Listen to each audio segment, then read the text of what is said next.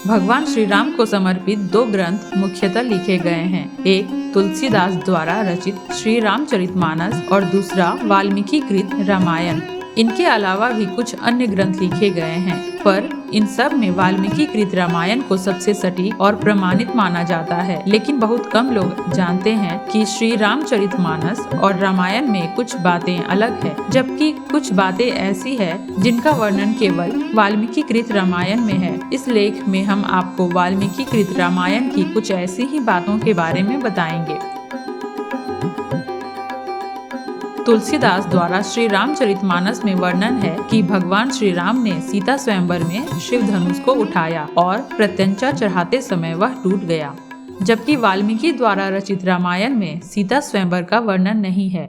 रामायण के अनुसार भगवान राम व लक्ष्मण ऋषि विश्वामित्र के साथ मिथिला पहुँचे थे। विश्वामित्र ने ही राजा जनक से श्री राम को वह धनुष दिखाने के लिए कहा। तब भगवान श्री राम ने खेल ही खेल में उस धनुष को उठा लिया और प्रत्यंचा चढ़ाते समय वह टूट गया। राजा जनक ने यह प्रण लिया था कि जो भी इस शिव धनुष को उठा लेगा उसी से वे अपनी पुत्री सीता का विवाह करेंगे।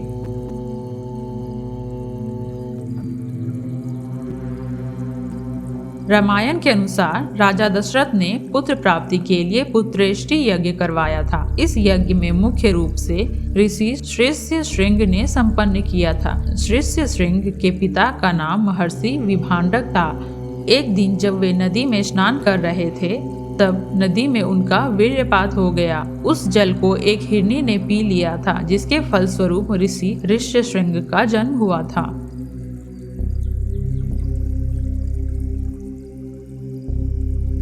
विश्व विजय करने के लिए जब रावण स्वर्गलोक पहुंचा तो उसे वहां रंभा नाम की अप्सरा दिखाई दी। अपनी वासना पूरी करने के लिए रावण ने उसे पकड़ लिया। तब उस अप्सरा ने कहा कि आप मुझे इस तरह स्पर्श न करें, मैं आपके बड़े भाई कुबेर के बेटे नल कुबेर के लिए आरक्षित हूँ, इसलिए मैं आपकी पुत्र वधू के समान हूँ। लेकिन रावण नहीं माना और उसने रंभा से दुराचार किया। यह बात जब नल कुबेर को पता चली तो उसने रावण को श्राप दिया कि आज के बाद रावण बिना किसी स्त्री की इच्छा के उसे स्पर्श करेगा तो उसका मस्तिष्क 100 टुकड़ों में बंट जाएगा।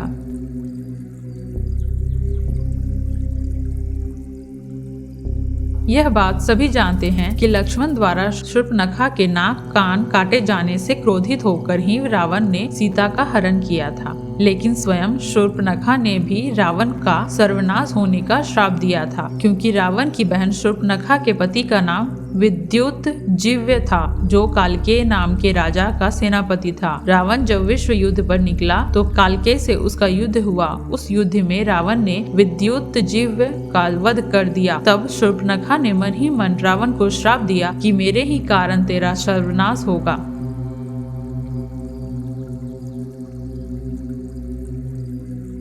श्री रामचरितमानस के अनुसार सीता स्वयंवर के समय भगवान परशुराम आए थे, जबकि रामायण के अनुसार सीता से विवाह के बाद जब श्री राम पुनः अयोध्या लौट रहे थे तब परशुराम वहां आए और उन्होंने श्री राम से अपने धनुष पर बाण चढ़ाने के लिए कहा। श्री राम के द्वारा बाण चढ़ा देने पर परशुराम वहां से चले गए थे।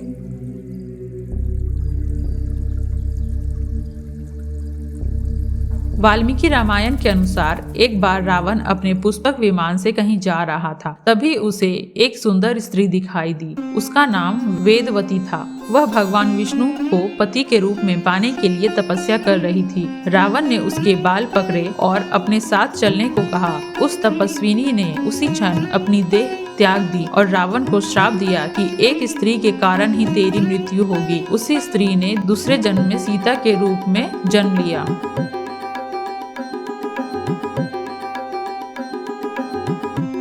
जिस समय भगवान श्री राम वनवास गए उस समय उनकी आयु लगभग 27 वर्ष की थी। राजा दशरथ श्री राम को वनवास नहीं भेजना चाहते थे, लेकिन वे वचनबद्ध थे। जब श्री राम को रोकने का कोई उपाय नहीं सूझा तो उन्होंने श्री राम से यह भी कह दिया कि तुम मुझे बंदी बनाकर स्वयं राजा बन जाओ।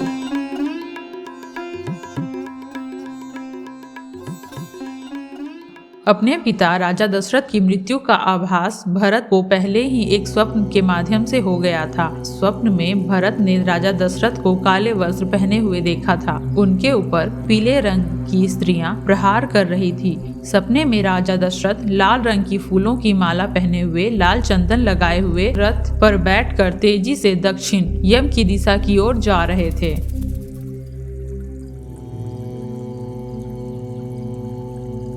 हिंदू धर्म में 33 करोड़ देवी देवताओं की मान्यता है, जबकि रामायण के अरण्य कांड में 14वें सर्ग के 14वें श्लोक में सिर्फ 33 देवता ही बताए गए हैं। उनके अनुसार 12 आदित्य, 8 वसु, 11 रुद्र और 2 अश्विनी कुमार, यही कुल 33 देवता हैं।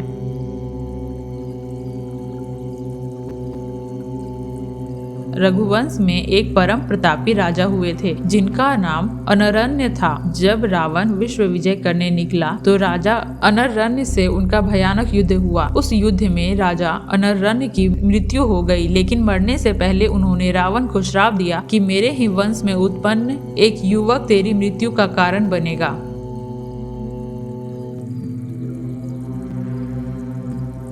रावण जब विश्व विजय पर निकला तो वह यमलोक भी जा पहुंचा। वहां यमराज और रावण के बीच भयंकर युद्ध हुआ। जब यमराज ने रावण के प्राण लेने के लिए काल दंड का प्रयोग करना चाहा तो ब्रह्मा ने उसे ऐसा करने से रोक दिया, क्योंकि किसी देवता द्वारा रावण का वध संभव नहीं था।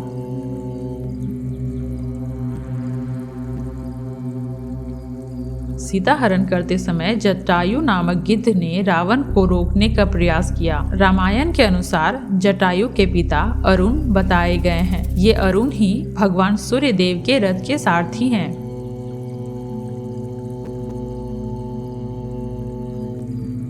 जिस दिन रावण सीता का हरण कर अपनी अशोक वाटिका में लाया, उसी रात को भगवान ब्रह्मा के कहने पर देवराज इंद्र माता सीता के लिए खीर लेकर आए। पहले देवराज ने अशोक वाटिका में उपस्थित सभी राक्षसों को मोहित कर सुला दिया। उसके बाद माता सीता को खीर अर्पित की, जिसके खाने से सीता की भूख प्यास शांत हो गई।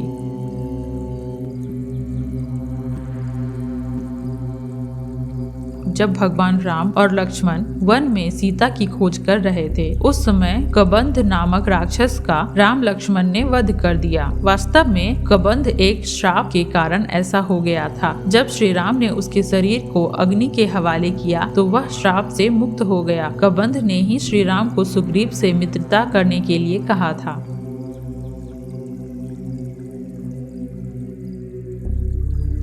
श्री रामचरितमानस के अनुसार समुद्र ने लंका जाने के लिए रास्ता नहीं दिया तो लक्ष्मण बहुत क्रोधित हो गए थे, जबकि वाल्मीकि रामायण में वर्णन है कि लक्ष्मण नहीं बल्कि श्री राम समुद्र पर क्रोधित हुए थे। उन्होंने समुद्र को सुखा देने वाले बाण भी छोड़ दिए थे। तब लक्ष्मण वो अन्य लोगों ने भगवान श्री राम को समझाया था।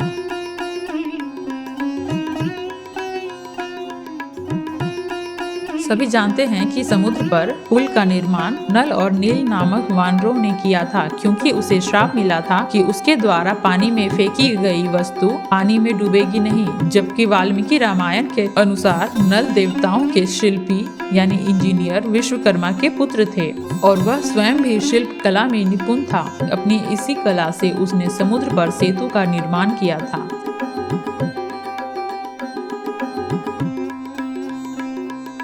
रामायण के अनुसार समुद्र पर पुल बनाने में 5 दिन का समय लगा। पहले दिन वानरों ने 14 योजन, दूसरे दिन 20 योजन, तीसरे दिन 21 योजन, चौथे दिन 22 योजन और 5वें दिन 23 योजन पुल बनाया था। इस प्रकार कुल 100 योजन लंबाई का पुल समुद्र पर बनाया गया। यह पुल 10 योजन चौड़ा था। यह योजन लगभग 13 से 16 किलोमीटर होता है।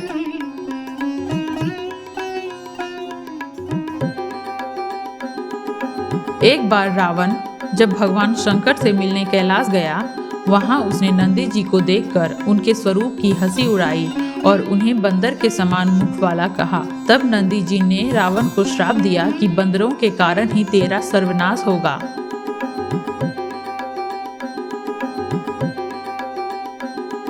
रामायण के अनुसार जब रावण ने भगवान शिव को प्रसन्न करने के लिए कैलाश पर्वत उठा लिया, तब माता पार्वती भयभीत हो गई थी और उन्होंने रावण को श्राप दिया था कि तेरी मृत्यु किसी स्त्री के कारण ही होगी।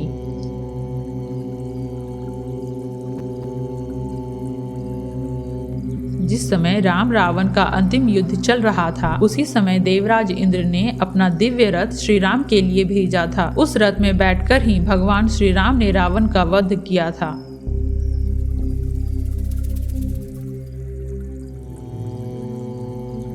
जब काफी समय तक राम रावण का युद्ध चलता रहा, तब अगस्त्य मुनि ने श्री राम से आदित्य हृदय स्तोत्र का पाठ करने को कहा, जिसके प्रभाव से भगवान श्री राम ने रावण का वध किया।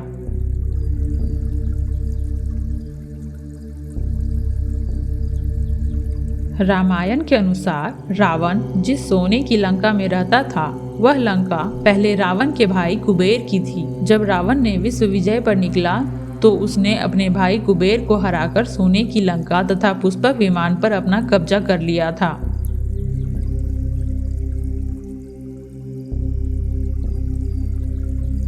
रावण ने अपनी पत्नी की बड़ी बहन माया के साथ भी छल किया था। माया के पति वैजयंतपुर के संभर राजा थे। एक दिन रावण संभर के यहाँ गया। वहाँ रावण माया को अपनी बातों में फंसा लिया। इस बात का पता लगते ही संभर ने रावण को बंदी बना लिया। उसी समय संभर पर राजा दशरथ ने आक्रमण कर दिया। उस युद्ध में संभर की मृत्यु हो गई। जब माया सती होने लगी तो रावण ने उसे अपने साथ चलने को कहा। तब माया ने कहा कि तुमने वासना युक्त मेरा सतीत्व भंग करने का प्रयास किया, इसलिए मेरे पति की मृत्यु हो गई, अतः तुम्हारी मृत्यु भी इसी कारण होगी।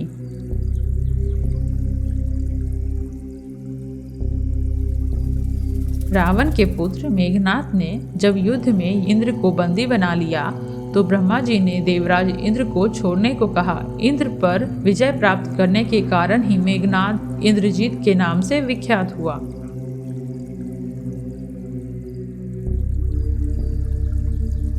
वाल्मीकि रामायण में 24,000 श्लोक, 500 उपखंड तथा 7 कांड हैं।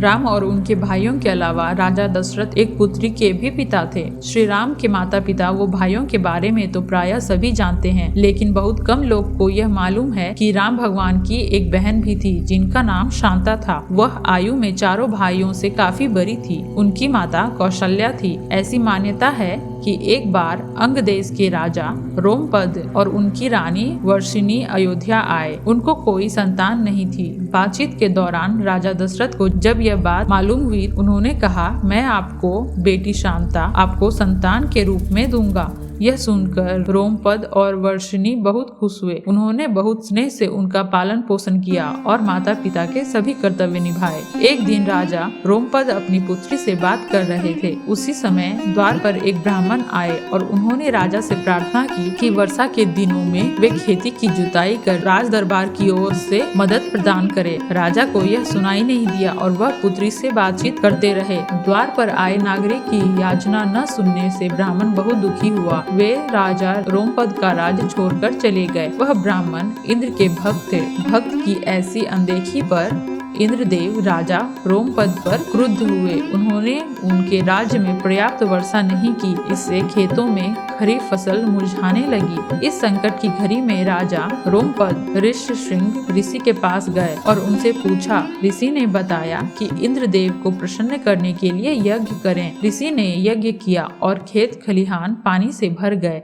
इसके बाद ऋष्यशृंग ऋषि का विवाह शांता से हो गया और वे सुख पूर्वक रहने लगे। बाद में ऋष्यशृंग ने ही दशरथ की पुत्र कामना के लिए पुत्र कामेष्टि यज्ञ करवाया था। जिस स्थान पर उन्होंने यह यज्ञ करवाया वह अयोध्या से लगभग 39 किलोमीटर पूर्व में था और आज भी वह आश्रम है और उनकी तथा उनकी पत्नी की समाधियां हैं।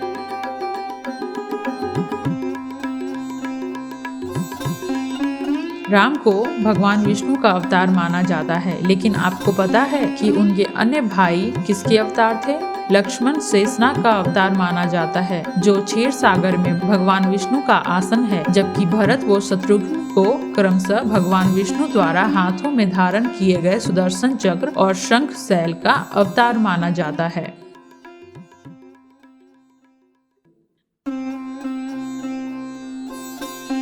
ऐसा माना जाता है कि जब सीता ने पृथ्वी के अंदर समाहित होकर अपने शरीर का परित्याग कर दिया तो उसके बाद राम ने सरयू नदी में जल समाधि लेकर पृथ्वी लोक का परित्याग किया था।